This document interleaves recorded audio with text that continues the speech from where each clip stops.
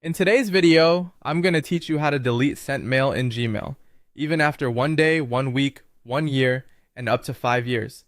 While Gmail itself doesn't offer a direct feature to remove emails from the recipient's inbox after they've been sent, I'll guide you through the processes you can manage, such as utilizing the undo send feature immediately after sending an email, and how you can tidy up your own mailbox by deleting sent emails from your end. First, let's explore what happens if you want to take back an email immediately after hitting send. For this situation, Gmail has a handy feature called undo send, which allows you to retract an email within a short window. To prepare for those moments when you need it, it's crucial to first ensure the feature is enabled. Let's go ahead and do just that. Open your Gmail and click on the gear icon located in the top right corner of your screen. From there, select See All Settings. Once you're in the Settings menu, make sure you're on the General tab, where you'll find the undo send option.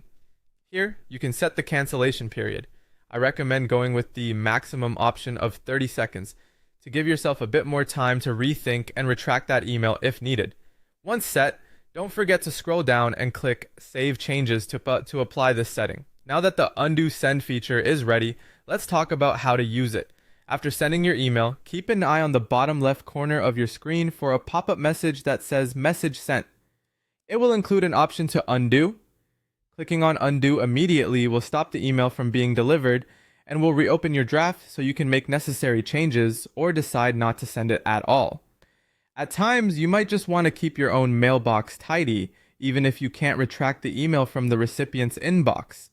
Here's how you can manage that. Start by heading over to your Gmail's Sent folder. From here, you can select the email or emails you wish to delete. Once selected, click on the trash bin icon, also known as the delete button, to move them to the trash. But remember that this action only removes them from your sent items, not from the recipient's mailbox. If you wish to permanently delete them from your account, go to the trash folder and click Empty Trash Now.